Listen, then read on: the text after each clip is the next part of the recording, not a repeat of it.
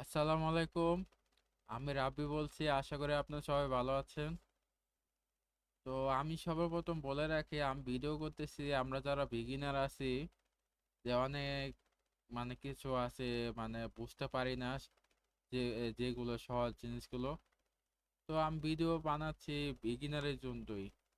তো আমরা যারা বিগিনার আছি, তারা ভিডিওটা দেখলে আশা করি হেল্পফুল হবে অনেক। তো আজকে ধরেন এইচটিএমএল ফর্ম বানালাম। তো এখানে টাইটেল নাম কি, এটা তো আশা করি আপনারা সবাই জানেন। তো একটা সাইটের কি নাম হবে, এটা মানে হলো টাইটেল। তো দিলাম। তো এখানে তো আরেকটা আপনাদের সাথে শেয়ার করি, যে অটো সরি আসলো না।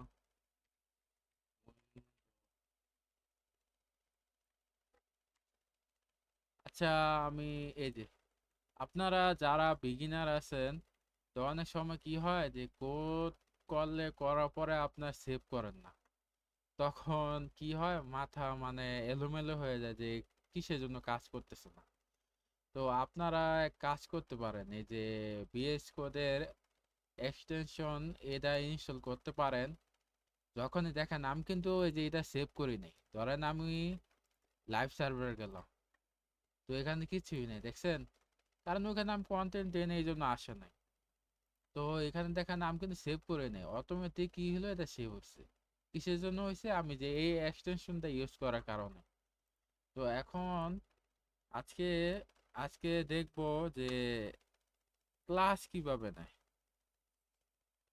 ধরেন আমরা যারা বিগিনার আছি, তারা এই যে এভাবে নিয়ে কি করে ডিপ নিয়ে, তারপরে এই যে এভাবে ক্লাস নিই।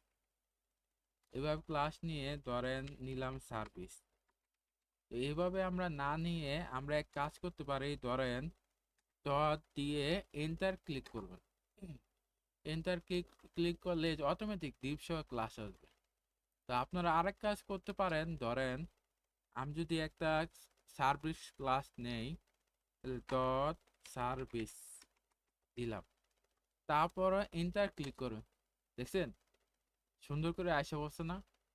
তো এইভাবে আপনারা করবেন। আশা করি বুঝতে পারছেন সবাই এতটুক।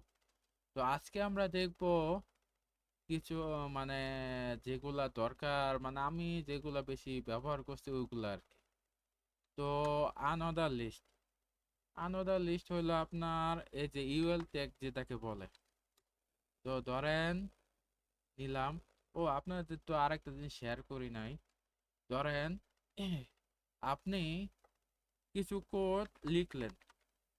তো লেখার পরে যে এমন হয় না যে আপনার জিনিসটা মিস্টেক হয়েছে, বা ইয়ে ই মানে এই কোডটা ভুল হয়ে গেছে। তো আপনার কি করবেন জানেন, প্যানিক হবেন না। সিম্পলি কন্ট্রোল জেড ক্লিক করলে আগে কি লেখছেন ওটা আসা পড়বে। কন্ট্রোল জেড মানে দুইটা একসাথে চাপ দিবেন, মানে ট্যাপ করলে অটোমেটিক দেখবেন ঠিক হয়ে যাবে। তো এই শর্টকাট কি আপনারা একটু নজর রাখেন। তো এই যে আমি ইউএল একবার লিখছি, আমরা ধরেন আরেকটা লিখবো। ধরেন ইউএল এর ভিতরে আমরা লিখবো এলআই। এলআই হচ্ছে লিস্ট, মানে আপনার লিস্ট আকারে থাকবে আর কি।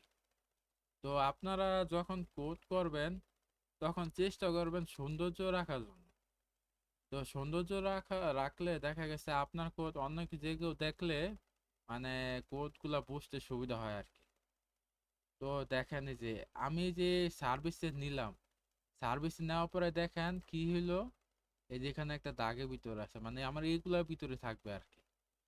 তো এইভাবে রাখার চেষ্টা করবেন। তো অ্যালাই নিলাম, নেওয়ার পরে আরেকটা নিব হাইপার লিঙ্ক, মানে এ ট্যাগ নিলাম। এটার ভিতরে নিলাম হোম। তো লিখলাম।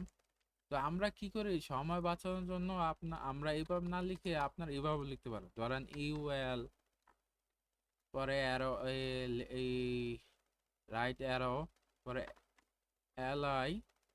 ধরেন আপনার কয়টা লাগবে, এটা সব আপনি স্টার দিয়ে 3 দিলাম, মানে সরি 3 দিলাম। তো কি হলো দেখেন, 3 3বার আসা হয়েছে, দেখছেন? তো এইভাবে করলে আপনারা করতে পারবেন। তো এখানে লেখলেন, আপনি ধরেন হোম, পরে অ্যাবাউট, পরে ধরেন কন্ট্রাক্ট, সরি বানান হয় নাই, কন্ট্রাক্ট দিলাম।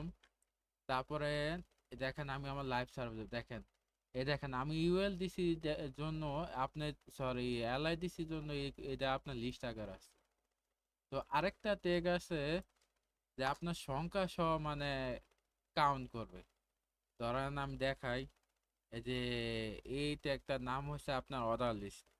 তো ওএল ট্যাগ এখানে এন্টার দিলাম, দেওয়ার পরে ধরেন আমি কিন্তু এখানে যে সিম্পলি এগুলো কপি করতেছি, কপি করার পর দেখেন আরো কপি করলাম, আরো করলাম, আরো করলাম। হ্যাঁ, তো আমি এখন লাইভ সার্ভারে দেখেন আমি কি তো 1 2 তো লিখে নেই, দেখেন 1 2 3 4 5 6 7 এমন করে আসছে আর কি।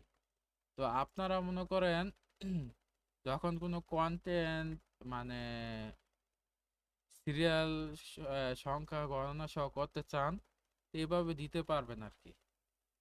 আর এলআই ভিতরে আমি এ হাইপার লিঙ্ক মানে এ টেক দেই নাই।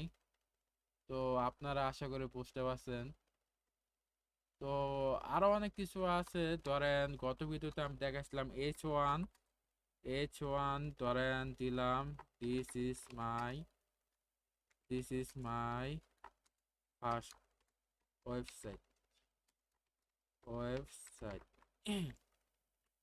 সরি বাইট লিখে বলছি, ওয়েবসাইট ঠিক আছে। দেখেন এখানে আমি যা লিখছি এখানে কিছু আইসা আছে। আপনার কিন্তু এই যে এইচ ওয়ান মানে হচ্ছে আপনার হেডিং ট্যাগ, বুঝছেন? হেডিং ট্যাগ দিয়ে আপনি মনে করেন অনেক মানে আপনার সাইডে তাই মানে লাগে আর কি। ধরেন আপনার হেডিং 2 আছে, এখানে দিলাম ধরেন হেডিং 2, হেডিং 2 দিলে আপনার দেখা গেছে এই যে দেখেন এটাই তো ছোট হয়েছে।